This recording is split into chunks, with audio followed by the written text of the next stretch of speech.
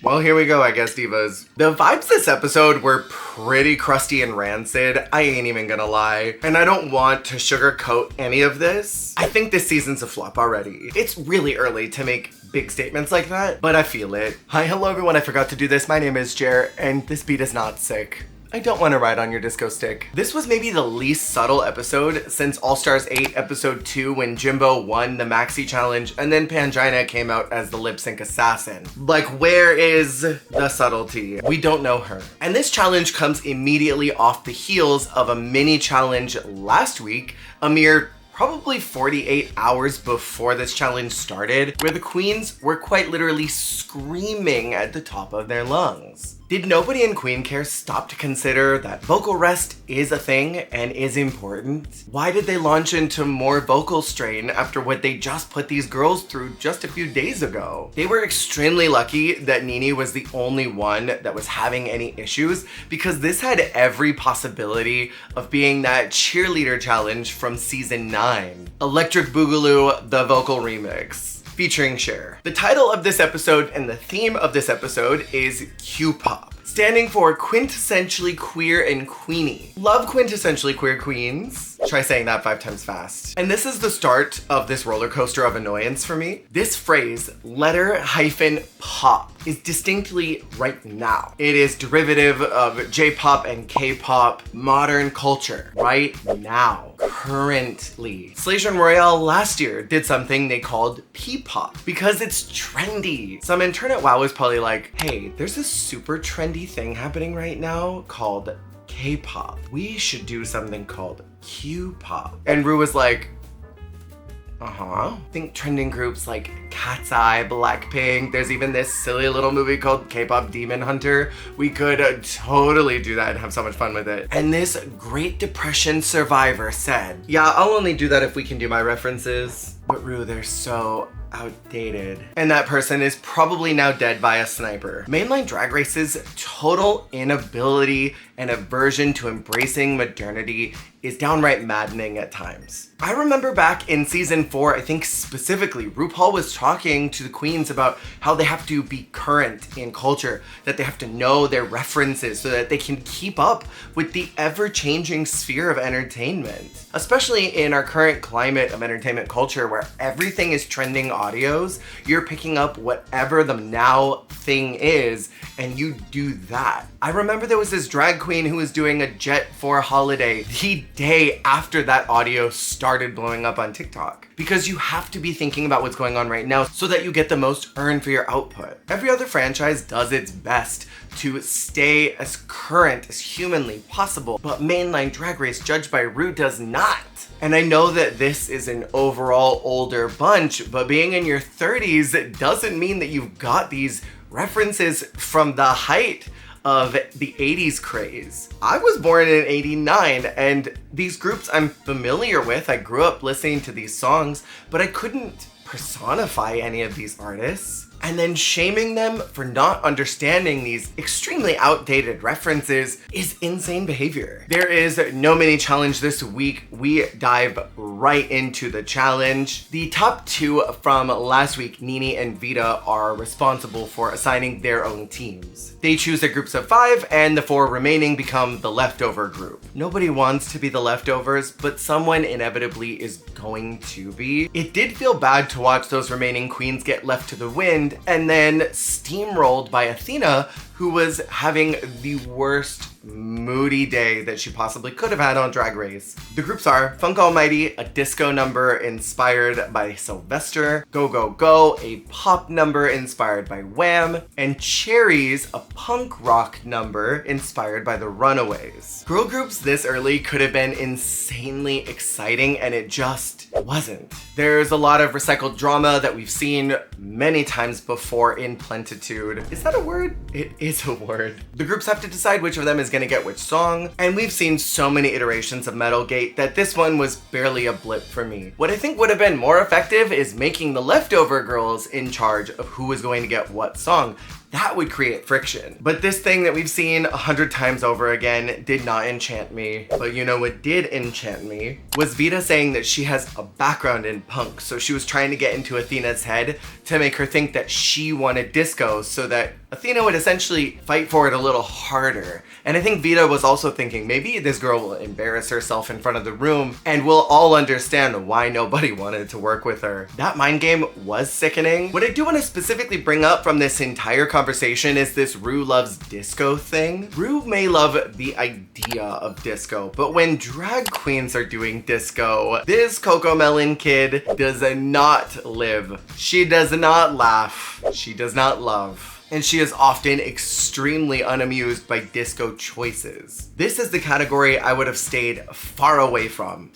No, I won't do that. God, I shouldn't have done that. It was a bad bit. It's too high of a risk for not enough reward. Because your references have to be so precise that the lead inside of her brain can align and resonate with whatever you're doing. The edit of this entire episode was a little strange, showing them choreographing their number for a song they hadn't recorded yet. Huh. That was weird for me. On the runway, can someone tell me where we've seen this Laffy Taffy look from Rue? I want to say it was something like pre-season 13, but I could be totally wrong. I see it. And the vibes for CoverGirl continue to be rancid. Rue storms out looking over it. Oh, hey Michelle. Hi TS. Oh, Dove. Hey again, good to see you. All right, let's get this pushing. I have a reservation at TGI Friday at 8 o'clock. I firmly believe that all of production, namely the executive producer Ruth Paul Charles, know exactly how they want the season to go. I have always believed this, and we see the inflexibility of that dossier every now and again. This episode completely affirmed that a dossier exists. Funk Almighty is performed by the Studio 50 Whores. The iPad playing Coin Dash Runner so that Rue could pay more close attention clearly said, hate them. Because she didn't even let these ladies finish before she started making faces and cutting looks. Someone passed the Beano because all of these judges looked like they were about to fart. It shows Michelle scowling a little later and then TS. Meanwhile, Duff was just a little betwixt by it all, but she at least clapped for the disco group at the end and seemed genuinely excited. Visually, this group was as cohesive as drag queens who didn't plan to be in a group together could be. Athena was definitely doing her own thing with her stylistic choices, but I think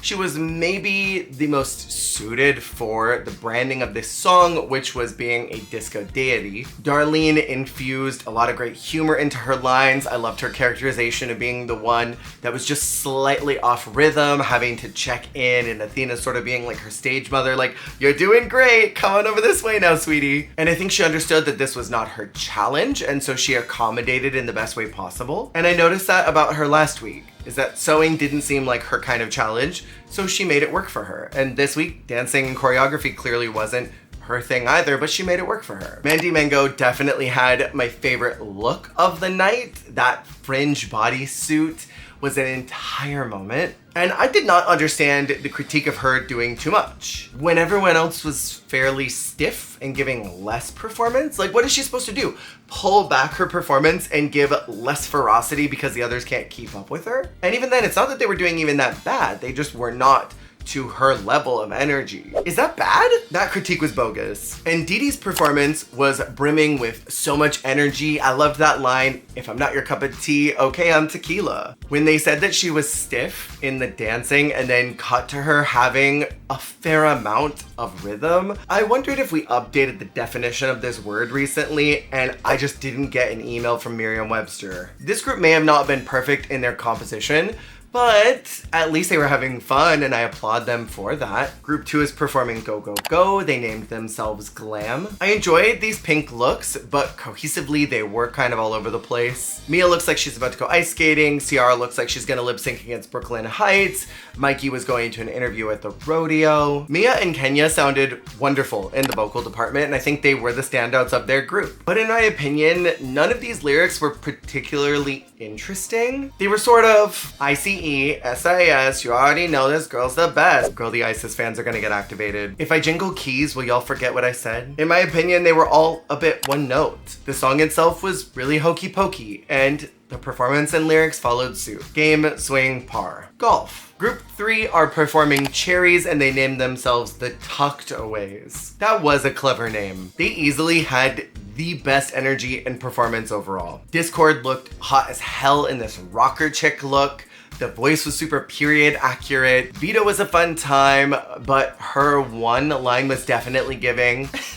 And I'm the star. I'm the one that brain rot. Briar worked me out. I loved the voice that she was doing. The look was great. I love that she is giving body yaddy yaddy. This is a fantasy, and I like this. Jane Don't did what Darlene did. God, that's a mouthful. Bringing comedy into the entirety of her lyrics, which I always appreciate some comedy in a performance challenge like this. Her line tested positive for slaying, and I can't bend like that. Were both memorable lines to me. Juicy's abilities to move her body in these crazy ways is mind-blowing. And the runway this week is called Your Neck, Your Back, Your and Your Crack. My but it's meant to be favorite body part. Girl, why did they name it this? Like, I'm so here for whimsy, but I was really hoping that someone would have come out on the runway and said, my favorite body part? It's right here. If there was a drag king on here, they would have done that for sure. Athena is first out presenting her back. Proof that any dance costume can become evening wear with enough bolts of fabric and sew them in the general shape of a dress. Slay, I guess. Darlene is presenting her skin. I love the humor of this look, but kids, this is why you should only listen to Burger Finger once, because next thing you know, you're gonna be shoving McDoubles into your bra. There's a lot happening here and to unpack. Drag can be anything, but does it have to be this? Chop. Mandy is presenting her face. A queen would absolutely come out wearing this for a Madame Leota number and think that she was serving the ultimate Jones glamour. There are so many details here that are just wrong. And when she was on the runway and her eyelash was dangling off of her face, ready to jump. This poor girl. No one was a friend to her. There are a lot of awkward colors that don't really mesh well. It's a cute homage that took a hard left. Chop. Didi Fuego is presenting her legs. This looks like a piece of gum that I dropped on the floor once. Whenever I see the lip sync loofah, I am always fully prepared to see a mediocre undergarment, and I was actually very surprised at how even more underwhelmed I was when I saw what was underneath this loofah. Drag queens are constantly updating my expectations on this show. Chop. Mia Starr is presenting her neck, her back, her and her crack. I love this face kini bodysuit with a mermaid tail. Here's the thing. I am not the most anatomically sound on these types of situations, but I do think that the Puswacha is just a few more miles south than where your bush normally starts. Leave it to a gay person to massively underestimate where that's supposed to begin. I like the nude peekaboos. I thought the fishnet between the lace was a fun detail. It's a good time overall. Slay, I guess. Kenya Pleaser is presenting her everything. The bulk sale of chunky rhinestones only came at a lot of 150 because it stopped at very hard edges that did not make sense. And I'm gonna be a little nitpicky here. If you're gonna do any kind of nude illusion, if it is not a perfect match to your skin tone, there are certain tricks that you can do to hide the edges and seams. And she already had included the white color block along the legs and waist to create this interesting optical illusion. But what she should have done is piped that white along the cuffs of the wrist and then included those rings that connect to the cape so that when she held it out, she could have held it like the evil queen. That's a really small detail that I would have liked to have seen adjusted, but otherwise it's a slay. And I appreciate nude illusion on a show your favorite body part runway. Sierra Mist is next presenting her eyes. Okay. Mother! Finally, some good food. Jesus Christ. How many queens did we have before this? 1, 2, 3, 4, 5, 6. We're 7 queens in. I love the absolute camp of this look. It is such a slay. She slammed her puss into the ground and caused an earthquake of a mother. Aquamarine is such a joyous shade of blue. I'm glad that it was the prominent color palette of this look. The eyes had so much color complexity to them, shading even the eyeshadows, and she did a perfect makeup match to that look. Drag is whimsy. This is fun. Slay. This is the slay. Best look of the night. The best. Nini Coco is the next, presenting her brain. We love our vital organs. This is all y'all's sign to stop and think rather than top a twink. I love the sort of gross texture of this gown, the way that it has been ruched and given all of this attention to detail of those rhinestones covering each one of the seams. It was a slay. The brain is technically a body part, but it's not one you can see, so is it one that you should highlight in a runway like this? I don't know. Mikey Meeks is next out, presenting her legs. This is the billboard on the freeway that you speed past for that shady nightclub that's right next to the train tracks. Why are those gentlemen's clubs always by the train tracks? This look is camp, it's fun. The bodysuit was not much. It wasn't much, people. Her performance made up for the lack of look, but overall, it's a chop. Discord Adams is next, presenting her back and crack. She is so brave to keep walking like this and then to make direct eye contact with Michelle, like, hey, see the similarities? I do, Michelle. The piping in of that silent walk was nuts. A lot of people are talking online about why they haven't addressed the fact that her walk is literal hot dog water. And my honest opinion is that I think they're not investing in Discord Adams this season. They only give critiques that will help you long term if they are invested in your success on the show. They have let many a girl fail and fall on her face because they just didn't care when they fell off. But people like Kimchi, they gave those critiques to because they wanted them to go all the way. The look wasn't very much. I guess the back was open, so like it's highlighting her back. But I think this really could have been any body part. And overall, I didn't care for the look or the walk or the presentation. Chop. Vita is presenting her butt. Covering her face was an interesting choice, but I think it was effective for what this runway was supposed to be. Her butt padding has an entire zip code to it. You could land a plane on that. There really isn't much to talk about with this look. I think her body looks great. It meets the parameters of the challenge, but it's a very safe slay. Briar Blush is next, presenting her finger. Alright, lesbian followers, I need your help. When you have 9 banger nails and 1 no access nail, what's that called? This was quite funny. I enjoyed the concept of it. Maybe a little better than the execution. There wasn't anything wrong with it. Didn't blow me away or anything. It was a slay. Jane Don't is presenting her mouth. And guess what? I love this look. It is so funny, it is well made. I love that there's a tongue ring at the end of it to make it hers. It was a slay. And Juicy is last, presenting her left leg. The right one was busy that day. I was surprised that they retained in the edit her saying her designer's name. This look was very different from what we saw from her last week. I love when a diva gives us unprompted variety this early in the competition. Total slay. And here's where the vibes continue to stay funky and rancid. The disco group is immediately called as the bottom booger group, but then Jane Don't and Mia Star from completely different teams are called as the top 2. In my opinion, you either judge the entire room as groups or the entire room as individuals. But judging one group as a team and then 2 others as individuals, I've short-circuited. Shows such a clear direction for what the producers are trying to do. On one hand, I'm sort of okay if Drag Race has a predetermined endgame and they'll make that happen fairly or not, but there are ways to single out their bricks with some adept subtlety. They didn't even try on this day. They could have easily just said that Jane's team was the best group,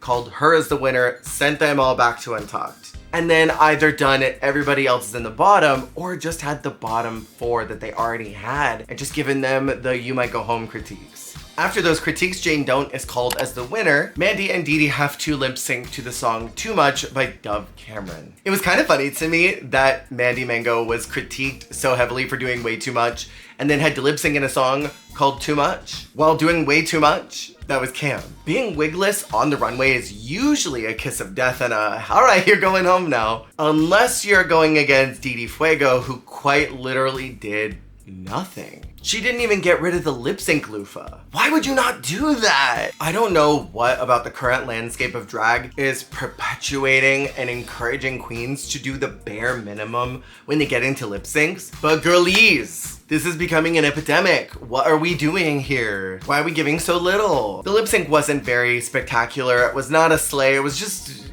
it happened. Maybe it's just me, but Dee Dee looked like she kind of gave up. It looked like she didn't want to be there and she wasn't fighting that hard. Even her leaving, it seemed like she was okay not being there anymore. And I know that Drag Race is a pressure cooker. I know that while you're there, things appear differently than how we perceive them. But whatever was going on, she clearly wasn't that bothered to have to not be there anymore. Maybe she's gonna pull a Princess Poppy and in 3 days it'll be a I'm quitting drag. And Dee Dee is the first out this season. Let's keep it pushing, I guess. All in all, my short opinion about this entire episode, it was a flop. Not because of the queens. Everything I was worried about that was going to happen this season has everything to do with RuPaul and production. My honest opinion is that this is a pretty low-key group and they are not bringing a lot of television. So Drag Race is, I think, just trying to get through the season as quickly as possible. They're trying to move through these challenges, get them out of the way, get their ideal top 6, and then maybe they'll start fleshing out some more storylines. Next week is RDR Live. Woof. Why has this challenge retained its longevity? Who is turning up so fiercely that they keep bringing RDR back? It has potential, but it hasn't lived up to that potential. Which one of you chronically online folks is asking for this challenge? Fess up in the comments. What did y'all think about episode 2? Let me know in the comments below. Am I in Crazy Town, USA thinking that this was such a flop? Remember to like and subscribe and make sure to share this. I can only keep content creating with y'all's support, so thank you for allowing me to keep doing this. I will be covering the Canada's Drag Race finale later on this week, and in just a few short weeks, I will be covering UK vs. the World Season 3. Thank you for watching today. I will see y'all on the flip.